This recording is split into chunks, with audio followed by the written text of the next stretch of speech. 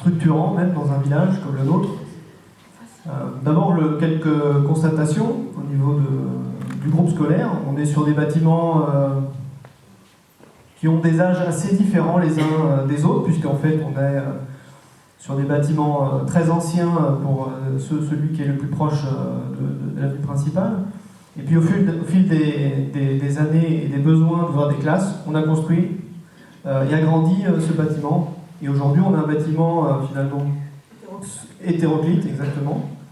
Et puis on a des bâtiments aujourd'hui du coup qui sont assez peu performants en termes d'isolation et de chauffage en conséquence, avec notamment des systèmes de chaudière à gaz pour une des deux qui est très ancienne.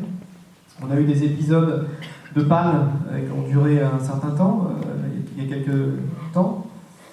Et ça pour nous, c'est pas acceptable que des enfants aient froid l'hiver ou trop chaud l'été.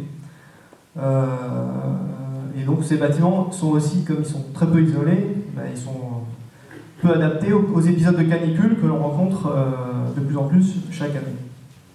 Et puis il y a aussi une réflexion à avoir sur tout ce qui est récréation.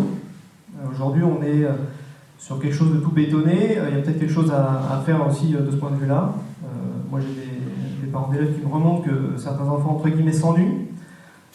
Et des fois, ça peut aussi mener vers des sujets liés à la violence, etc. à l'école. On a des sujets comme ça qu'on doit traiter. Donc peut-être aussi réfléchir à ça. L'espace récréatif, c'est important pour les enfants, il faut qu'ils s'occupent de manière intelligente.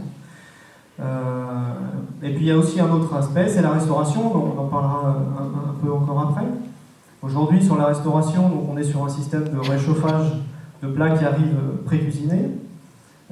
Et il nous semble que c'est plus adapté aux besoins d'aujourd'hui et à notre exigence d'une meilleure qualité de l'alimentation pour la santé des enfants, voire au-delà, on en parlera aussi tout à l'heure. Donc nos propositions pour les écoles, le sujet école globalement. À court terme, c'est le lancement de la rénovation du plus urgent. C'est principalement l'isolation en fait des bâtiments qui pêchent le plus. Ensuite, puis on parlera un petit peu après, mais voilà. Oui, en fait, on s'est aperçu que la difficulté au niveau de la passoire énergétique qu'est le groupe scolaire, c'est essentiellement dû à un problème d'isolation, puisqu'il y a des vieux bâtiments qui ont des isolations très limites. La nouvelle partie qui a été rajoutée en 2003, qui est une toute petite partie, elle obéit à des normes qui sont plus modernes, qui sont RT 2005, mais malgré ça, ce n'est pas suffisant pour avoir une isolation correcte. Donc la priorité sera évidemment au niveau des écoles d'isoler. Donc il y a la possibilité de faire une isolation intérieure ou extérieure. L'extérieur est peut-être celle qui est la plus intéressante, parce que d'une part, elle est plus efficace, et ensuite elle redonne un côté esthétique à l'école qui est intéressant. Et on peut rajouter aussi par exemple des coupes-soleil qui sont assez esthétiques, on les voit dans toutes les nouvelles constructions d'écoles, qui permet de limiter l'importance du soleil dans les classes. Voilà, il y a des menuiseries bien entendu où il faudra mettre du double vitrage, puisqu'il n'y a du double vitrage que dans la partie extension de 2003. Il y a aussi un sujet sur la sécurisation des abords de l'école, notamment la partie entrée de l'école. Ça a été abordé, je crois, dans l'étude du Centre-Bourg, cette question, donc avec des propositions qui existent. Après, on pourra toujours réfléchir tous ensemble. Il y a aussi l'envie, en tout cas, d'être plus réactif aux demandes des parents d'élèves et aux enseignants. D'être très réactif, c'est-à-dire que quand il y a des choses qui ne vont pas, des choses qui sont endommagées ou cassées, de donner des solutions assez rapidement lorsque ceci se présente. Et puis aussi l'idée d'impliquer un peu plus encore, c'est déjà le cas, mais peut-être sur d'autres projets, le conseil municipal des jeunes. Il y a un lien avec l'école, puisque les jeunes qui sont dans le CMJ, on les prend dans les tranches d'école. Et donc, une réflexion aussi peut-être pour ouvrir à d'autres classes, à des enfants peut-être un peu plus grands aussi et plus matures, pour aussi apporter des idées différentes dans ce CMJ. Et voilà.